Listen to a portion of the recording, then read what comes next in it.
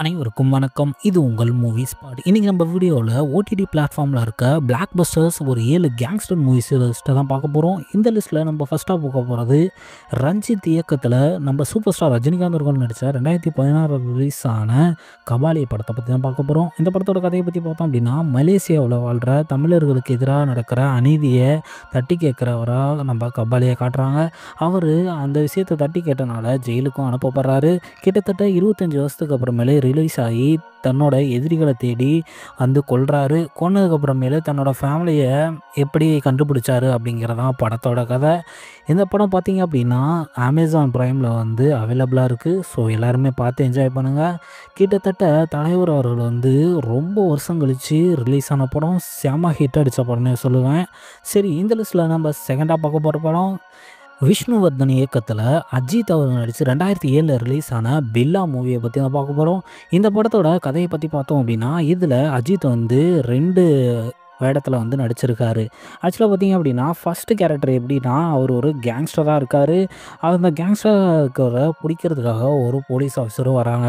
இதுக்கிடையில் பார்த்தீங்க அப்படின்னா, அந்த அஜித் வந்து இறந்துடுறாரு. அதுக்கப்புறமேல அந்த போலீஸ் ஆஃபீஸர் என்ன பண்ணுறாரு அப்படின்னா, அஜித் உருவத்திலே இருக்க இன்னொருத்தரை வந்து கண்டுபிடிக்கிறாரு. அவர் தான் பில்லா அப்படின்னு சொல்லிட்டு அந்த கேங் இருப்பாங்க இல்லையா, அவங்களுக்கு வந்து அறிமுகப்படுத்துகிறாரு. படுத்தின உடனே அவரும் அந்த கூட்டத்தில் போயிட்டு தனக்கு தேவையான தகவலை தேடி கொடு அப்படின்னு சொல்லிட்டு அந்த போலீஸ் ஆஃபீஸர் சொன்னதும் அவருக்கு ஹெல்ப் பண்ண ஆரம்பிப்பார். ஒரு கட்டத்துக்கு மேலே அந்த போலீஸ் ஆஃபீஸர் இறந்து போயிடுவார். அதுக்கப்புறமேலு அந்த கூட்டத்தில் இருந்து எப்படி இன்னொரு அஜித் வந்து தப்பிச்சார் அப்படிங்கிறத படத்தோட மீதி கதை. இந்த படம் பார்த்தீங்க அப்படின்னா ஹாட்ஸ்டார் பிளாட்ஃபார்மில் வந்து அவைலபிளாக இருக்குது. ஸோ பார்த்து என்ஜாய் பண்ணுங்கள். இந்த லிஸ்ட்டில் நம்ம அடுத்ததாக பார்க்க போகிறது கார்த்திக் சுப்ராஜ் இயக்கத்தில் வெளிவந்த மகான் படத்தை பற்றி தான் பார்க்க போகிறோம். இதில் துருவ் விக்ரம் அப்படின்னு கேமியோ போட்டு பயங்கரமாக நடிச்சிருப்பாங்க. இந்த படத்தோட கதையை பற்றி பார்த்தோம் அப்படின்னா, காந்தின்னு பேர் வச்சனால அவர் வந்து எந்த ஒரு கெட்ட பழக்கத்திலும் ஈடுபடக்கூடாது அப்படின்னு சொல்லிட்டு அவங்க அப்பா ரொம்பவுமே ஸ்ட்ரிக்டாக வளர்க்குறாரு. இருந்தாலுமே நம்ம ஹீரோவுக்கு வந்து ஒரு ஆசை இருக்கும், எல்லாமே என்ஜாய் பண்ணணும் அப்படின்ட்டு. ஆனால் அவரால் முடியாது. ஒரு கட்டத்துக்கு மேலே அவர் என்ன பண்ணுறாரு அப்படின்னா, ஒய்ஃப் எல்லாமே ஊருக்கு போயிட்டாங்க, நம்ம இந்த ஒரு நாள் மட்டும் என்ஜாய் பண்ணுவோன்னு சொல்லிட்டு அந்த ஒரு நாள்னால அவரோட டோட்டல் வாழ்க்கையுமே மாறுது. அதுக்கப்புறமேலு ஒரு கேங் கூட சேர்ந்து நிறைய தவறுகள் செய்ய ஆரம்பிக்கிறாரு. ஃபைனலாக பார்த்தீங்க அப்படின்னா, தன்னோட மகனே வந்து தன்னை அழிக்க வந்திருக்கிறத நினச்சி ரொம்பவுமே வருத்தப்படுறாரு.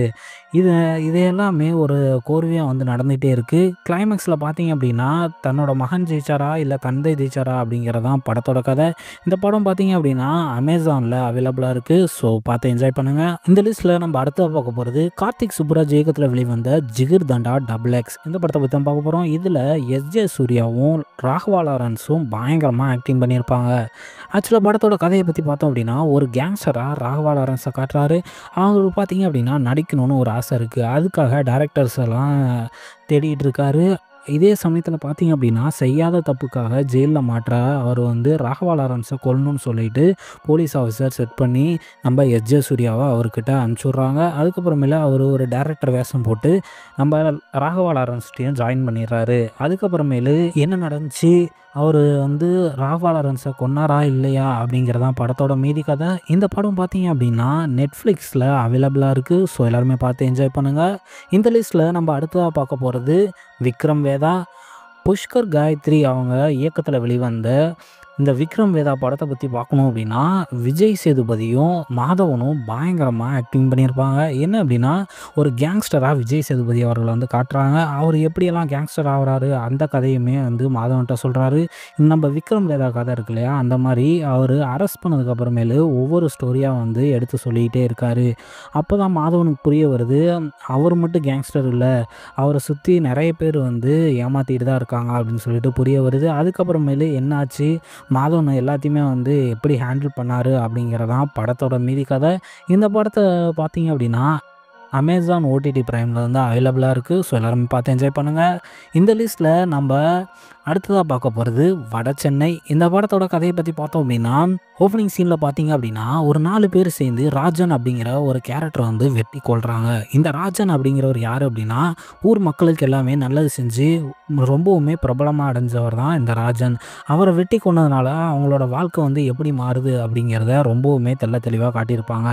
அந்த வெட்டி கொண்டதுனால இவங்க எல்லாமே ஜெயிலுக்கு போகணும் இல்லையா, அதனால் 2 பேர் வெளியே இருந்துட்டு 2 பேர் ஜெயிலுக்கு போகிறாங்க. இதுக்கடையில் அவங்க 4 பேருக்குள்ளேயுமே பிரிவினை ஏற்படுது. 2 பேர் வெளிய இருந்தாங்க இல்லையா? அவங்களுக்கும் ஜெயிலுக்குள்ள இருந்த 2 பேருக்குமே 2 கேங்ஸா மாறுறாங்க.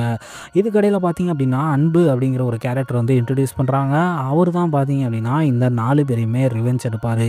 ஏன் அப்படின்னா, இந்த ராஜன் அப்படிங்கிற ஒரு நல்ல மனுஷன வந்து கொன்ட்டாங்க இல்லையா? அதனால வந்து அந்த ரிவெஞ்ச் கதையா வந்து இத வந்து சொல்றாங்க. இது பயங்கரமா வந்து ஒரு கேங்ஸ்டர் ஃபிலிம்னு சொல்லுவேன். அதுவும் அந்த ஜெயில்ல நடக்கிறது எல்லாமே ரொம்பவுமே தத்ரூவமா காட்டியிருப்பாரு நம்ப இயக்குனரான வெற்றிமாறன். இந்த படம் பார்த்தீங்க அப்படின்னா, ஜியோ ஹாட்ஸ்டார்ல வந்து அவைலபிளா இருக்கு. ஸோ பார்த்து என்ஜாய் பண்ணுங்க. இந்த லிஸ்ட்ல நம்ம ஃபைனலா பார்க்க போற படம் தியாகராஜன் குமாரராஜா இயக்கத்தில் வெளிவந்த ஆரண்ய காண்டம். இந்த படத்தை பற்றி சொல்லணும் அப்படின்னா நிறைய இயக்குனர்களால் பாராட்டப்பட்ட படம்னு சொல்லுவேன். நம்ம இப்போ எல்சியூ அப்படின்னு சொல்லிட்டு இருந்தாலும் அந்த காலத்துலேயே வந்து எல்சியூ வந்து வந்துருச்சு அப்படின்ட்டு நம்ம லோகேஷ் கனகராஜ் கூட இந்த படத்தை வந்து ரொம்பவுமே வெகுவாக பாராட்டியிருப்பார். அந்த அளவுக்கு ஒரு பயங்கர ஹிட் கொடுத்த படம்னு சொல்லுவேன். இது ஓப்பனிங்காக அவர் வந்து எடுத்த படம் இவ்வளோ பெரிய ஹிட் கொடுக்கணும் யாருமே எதிர்பார்க்கல. ஏன் அப்படின்னா இது டேரக்டரோட ஃபஸ்ட்டு படம். இந்த படத்தோட கதையை சொல்லி நான் வந்து உங்களை டிசப்பாயிண்ட் பண்ண விரும்பல. ஸோ எல்லாருமே பார்த்து ஃபீல் பண்ணுங்கள். ரொம்பவுமே சூப்பராக இருக்கும். இந்த படம் எந்த ஓடிடியில் அவைலபிளாக இருக்குன்னா ஜியோ ஹாட்ஸ்டார் தான் அவைலபிளாக இருக்குது. ஸோ எல்லாருமே பார்த்து என்ஜாய் பண்ணுங்கள். இந்த வீடியோ பிடிச்சிருந்துச்சுன்னா ஒரே ஒரு லைக் பண்ணிடுங்க. நம்ம சேனலை சப்ஸ்கிரைப் பண்ணிடுங்க. தேங்க்யூ.